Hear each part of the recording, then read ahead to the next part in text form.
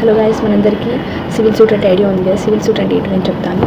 Civil suit అంటే ఏం లేదు, లైక్ ఏమైనా సివిల్ మ్యాటర్స్ ఏవైతే ఉన్నాయో దాన్ని సివిల్ సూట్లో మనం ఫైల్ చేస్తాం. సివిల్ సూట్లో ఫస్ట్ ఏం చేస్తాం, మనము సూట్ ఫైల్ చేస్తాం. సూట్ ఫైల్ చేసిన తర్వాత ఇష్యూస్ అనేది ఫ్రేమ్ అవుతుంది. దానికంటే ముందు సమన్స్ అనేవి ఇష్యూ చేస్తారు. సమన్స్ ఇష్యూ చేసిన తర్వాత వాళ్ళు రిటర్న్ స్టేట్మెంట్ అనేది పంపిస్తారు. రిటర్న్ స్టేట్మెంట్ పంపించిన తర్వాత ఫ్రేమింగ్ ఆఫ్ ఇష్యూస్ అనేది జరుగుతాయి. ఫ్రేమింగ్ ఆఫ్ ఇష్యూస్ తర్వాత ఎవిడెన్స్ ఆఫ్ ప్లేంటిఫ్ ఉంటుంది. దాని తర్వాత ఎవిడెన్స్ ఆఫ్ డిఫరెంట్ ఉంటుంది. దాని తర్వాత మనకి ఆర్గ్యుమెంట్స్ అనేవి జరుగుతాయి. ఆర్గ్యుమెంట్స్ తర్వాత జడ్జ్మెంట్ ఆర్ డిగ్రీ పాస్ అవుతుంది.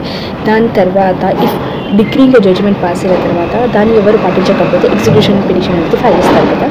So let me tell you one thing. ఇది మనము క్లాస్లో చదువుకునేది. అండ్ కోర్టులో ఎలా ఉంటుందో తెలుసా. ఫస్ట్ థింగ్ మన ఆఫీస్లో ఏం చేస్తారంటే ప్రింట్ అనేది ప్రిపేర్ చేస్తారు. ప్రింట్ ఎలా ప్రిపేర్ చేస్తారంటే ఫ్రెండ్స్ కోర్టులో అండ్ దాని తర్వాత పార్టీస్ డీటెయిల్స్ తర్వాత కాజ్ ఆఫ్ యాక్షన్ ఏం జరిగింది, జ్యుడిడిక్షన్ అని, దాని తర్వాత కోర్ట్ ఫీ ఎంత పే చేస్తాం ఏంటని, దాని తర్వాత లీవ్స్ వెరిఫికేషన్ అఫిడవిట్స్ అన్నీ అటాచ్ చేసేసి సర్క్ ఫైల్ అనేది ఫామ్ చేస్తారు, అంటే ప్రిపేర్ చేస్తారు. దాంట్లో విల్ అటాచ్ అఫిడవిట్స్ని కూడా అటాచ్ చేస్తారు. దాని తర్వాత ఇప్పుడు మనం ఏమనుకున్నాము, ఫైలింగ్ ఆఫ్ సూట్ అనుకున్నాం కదా. ఈ ఫైలింగ్ ఆఫ్ సూట్లో ఏమేమి పెడతారు అంటే ప్రింట్ పెడతారు. ప్రింట్ అంటే ఏమేమి ప్రిపేర్ చేస్తాం కదా, ప్రింట్ మేము అది అటాచ్ చేస్తారు. దాంతోపాటు కోర్ట్ ఫీ ఎంత పే చేస్తాం. ఇప్పుడు సో 3 lakhs ప్రాపర్టీకి అంటే 3 lakhsకి 10,000 అనేది పే చేస్తాం కదా. సో దాని విధంగా కోర్ట్ ఫీ అనేది అటాచ్ చేస్తారు. కోర్ట్ ఫీ దాని తర్వాత ఏమేమి అయితే సపోర్టింగ్ డాక్యుమెంట్స్ ఏమి ఉంటాయి అన్నీ అటాచ్ చేసి బండిల్ చేసేసి మనము డాకెట్ ఉంటుంది కదా, డాకెట్కి మొత్తం సుద్దారం పెట్టేసి కుట్టేస్తారు. దాన్ని ఏమంటారంటే సూట్ అనేది అయిపోతుంది. దాని తర్వాత సూట్ తర్వాత ఏం చేయాలి, మనము సమన్స్ అనుకున్నాం కదా. సమన్స్లో కోర్టుకి ఇలాంటి ఈ సూట్ అనేది తీస్తే దాన్ని అక్కడ కోర్టులో మనము 3 copies అనేవి ఇవ్వాలి. అంటే లైక్ 3 copies అంటే ఇప్పుడు ఎంతమందితో డిఫరెన్స్ ఉంటారో అన్ని కాపీస్ ఒకటి. దాని తర్వాత కోర్టుకి ఒక కాపీ ఇవ్వాలి. సో దీంట్లో వీళ్ళు ఏం చేస్తారంటే కోర్టు డిఫరెంట్ సమన్స్ పంపాం కదా, దాంట్లో వీళ్ళు ఏం చేస్తారు అంటే అది డిఫరెంట్కి పంపిస్తారు. ఓకేనా. అది ఎలా పంపిస్తారు అంటే మనది ఏం బడ్జెట్ అంటే ప్రింట్ ప్రిపేర్ చేసి కోర్టుకి అప్పచెప్పడం విత్ కోర్ట్ ఫీజు, దాని తర్వాత అఫిడవిట్స్ అన్ని అటాచ్ చేసేసి దాని తర్వాత ఇక్కడ కోర్టుది పార్ట్ అనేది ఉంటుంది. ఏం చేస్తుందంటే అది సమన్స్ అనేది ఇష్యూ చేయాలి. సో సమన్స్ అనేది ఇష్యూ చేయడానికి దీంట్లో మనమే సొంతంగా కోర్టుకి ఏమేమి ప్రొడ్యూస్ చేయాలి అంటే ఏమేమి ఇవ్వాలి అంటే సెక్షన్లో ఇస్తారు. మేము ఇస్తాము అంటే like postal stamps with acknowledgement ఎన్వలప్స్తో పాటు మనము పోస్టల్ స్టాంప్స్ ఎక్నాలెడ్జ్మెంట్ అవన్నీ ఇచ్చేసి కోర్టుకి ఇచ్చేస్తాము. సో కోర్టు రెస్పాన్సిబిలిటీ వాళ్ళకి సమన్స్ అనేది పంపించడం. దాని తర్వాత సమన్స్ పంపించడానికి ఎవరు వస్తారు, ఆ పార్టీ ప్రెజెంట్ అవుతుంది కదా. దాని తర్వాత ఏం చేస్తాడు, రిటర్న్ స్టేట్మెంట్ అనేది రాస్తాడు కదా. రిటర్న్ స్టేట్మెంట్ ఏవైతే ఇస్తాడో దాంట్లో కూడా వాడు ఖచ్చితంగా అఫిడవిట్ అనేది పెట్టాలి. అఫిడవిట్తో పాటు లిస్ట్ ఆఫ్ డాక్యుమెంట్స్, అతను ఏమేమి డాక్యుమెంట్స్ అటాచ్ చేస్తుంది ఏంటో చెప్పేసి అవన్నీ అటాచ్ చేయాలి. దాని తర్వాత ఏమైనా supporting documents like emails, Google మనకి ఎలక్ట్రానిక్ డివైజెస్ నుంచి మన మెయిల్స్, వాట్సాప్ మెసేజెస్ అలాంటివి ఉంటే కూడా అటాచ్ చేసేసి అతను కౌంటర్ కూడా అంటాము. దాని తర్వాత ఇదంతా అయిపోయింది. ఇప్పుడు నెక్స్ట్ వచ్చేసి కోర్టులో అయితే నెక్స్ట్ డేట్ అనేసి 2-3 months అయిపోతుంది. దాని తర్వాత అక్కడ ఎవిడెన్స్ అనేది వస్తుంది. ఇక్కడ ఎవిడెన్స్ అంటే ఏం చేయాలి అంటే మనము ఖచ్చితంగా విత్ అఫిడవిట్తో ఖచ్చితంగా మనం అఫిడవిట్ అనేది కోర్టులో ప్రెజెంట్ చేయాలి. Like section under rule 18 under order 18 rule 4 ప్రకారం ఆఫ్ సిపిసి ఖచ్చితంగా అఫిడవిట్ అనేది ప్రొడ్యూస్ చేస్తూ మనం సో డాక్యుమెంట్స్ని ప్రొడ్యూస్ చేస్తామని చెప్పాలి. దాని తర్వాత మార్కింగ్ ఆఫ్ డాక్యుమెంట్స్ అనేది అవుతుంది. అండ్ లేటర్ ఆన్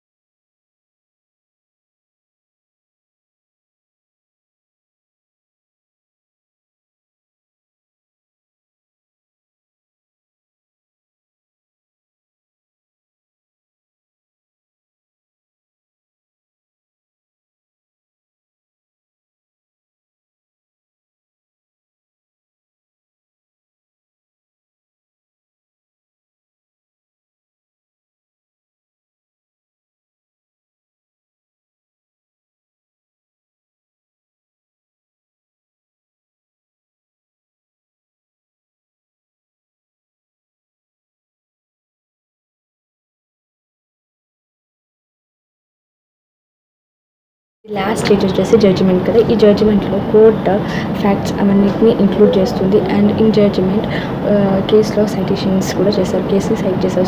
సో ఈశాన్య భారతి కేసులో ఇలా చెప్పారు, సో ముఖేష్ అంబానీ కేసులో ఇలా చెప్పారని చెప్పేసి కేసెస్ చెప్తారు. And more over in between the case మనం ఏం ఫైల్ చేసుకుంటామంటే ఐఏ అంటే ఏంటి interrogative application like in between మనం ఏదైనా ప్రేయర్ చేస్తున్నాం స్టూడెంట్స్ ఆర్డర్స్ని పాస్ చేయాలని చెప్పేసి అండ్ దాని తర్వాత కౌంటర్ అఫిడవిట్స్ని ఇంటరిమ్ ఆర్డర్స్ని